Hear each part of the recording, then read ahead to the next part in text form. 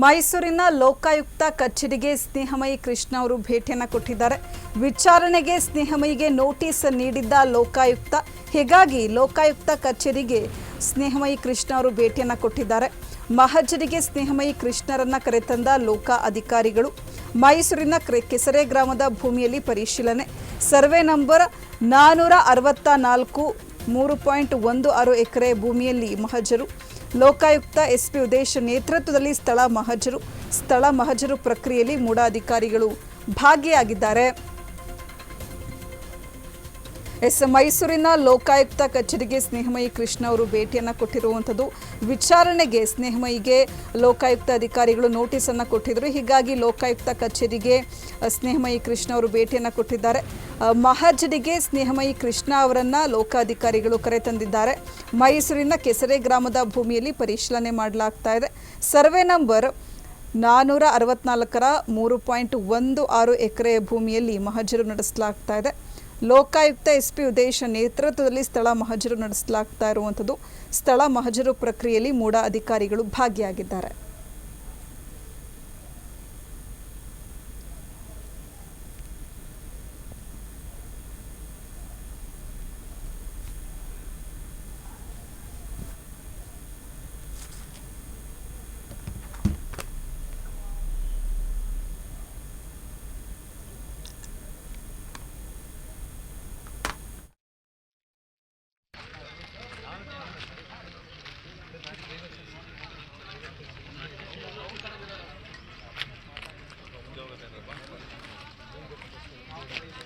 No entry.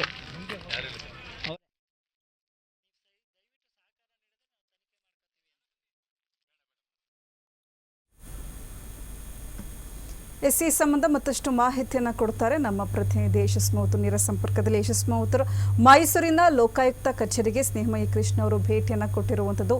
ಕೆಸರೆ ಗ್ರಾಮದ ಭೂಮಿಯಲ್ಲಿ ಪರಿಶೀಲನೆಯನ್ನು ಮಾಡಲಾಗ್ತಾ ಇದೆ. ಸ್ಥಳ ಮಹಜರು ಕೂಡ ನಡೆಸಲಾಗ್ತಾ ಇದೆ. ಹೆಚ್ಚಿನ ಮಾಹಿತಿ ಏನಿದೆ?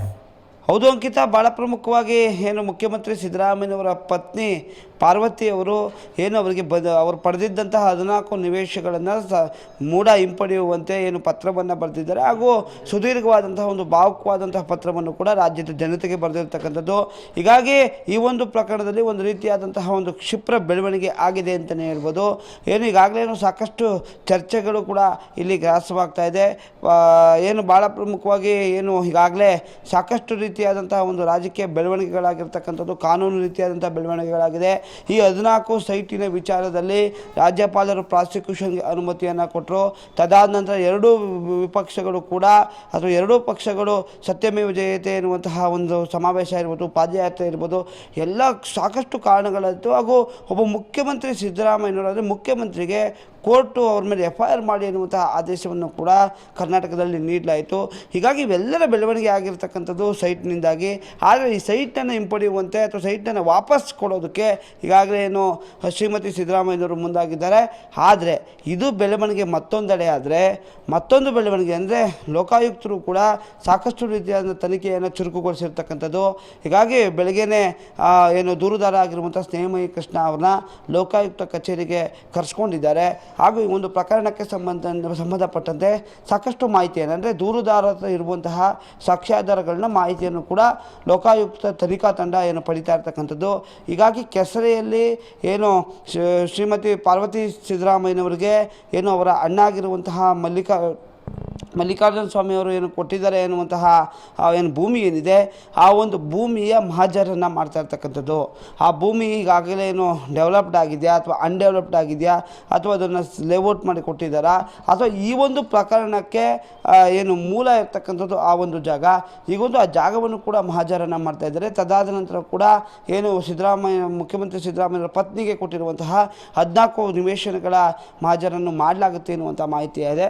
ಹೀಗಾಗಿ ಈ ಒಂದು ವಾಪಸ್ ನಿವೇಶನಗಳನ್ನ ಕೊಟ್ಟರೂ ಕೂಡ ಲೋಕಾಯುಕ್ತರು ಕೂಡ ಸಾಕಷ್ಟು ತನಿಖೆಯನ್ನು ಮಾಡ್ತಾ ಇರ್ತಕ್ಕಂಥದ್ದು. ಹಾಗೂ ಏನು ಈ ಒಂದು 50-50 ಅನುಪಾತದಲ್ಲಿ ಮಂಜೂರು ಮಾಡಿದಂಥ ನಿವೇಶನಗಳನ್ನ ಮಂಜೂರು ಮಾಡಿ ಅವರಿಗೆ ಕೊಟ್ಟಂತಹ ಅಧಿಕಾರಿಗಳೇನಿದ್ದಾರೆ ಅಥವಾ ಒಂದು ಸಭೆ ಏನಿತ್ತು, ಆ ಸಭೆಯ ಎಲ್ಲರಿಗೂ ಕೂಡ ನೋಟಿಸನ್ನು ಜಾರಿ ಮಾಡೋದಕ್ಕೂ ಕೂಡ ಲೋಕಾಯುಕ್ತರು ಮುಂದಾಗ್ತಾರೆ ಎನ್ನುವಂಥ ಮಾಹಿತಿ ಇದೆ. ಹೀಗಾಗಿ ಸಾಕಷ್ಟು ರೀತಿಯಾದಂತಹ ತನಿಖೆ ಕೂಡ ಚುರುಕುಗೊಳ್ತಾ ಇದೆ. ಮುಂದಿನ ದಿನಗಳಲ್ಲಿ ಯಾವ ರೀತಿಯಾದಂತಹ ಹಂತಕ್ಕೆ ಈ ಒಂದು ತನಿಖೆ ತಲುಪ್ತದೆ ಅಂತೇಳಿ ಕಾದು ನೋಡಬೇಕಾಗಿದೆ ಅಂಕಿತಾ. ಧನ್ಯವಾದ ಯಶಸ್ ಮತ್ತು ತಮ್ಮೆಲ್ಲ ಮಾಹಿತಿಗಾಗಿ.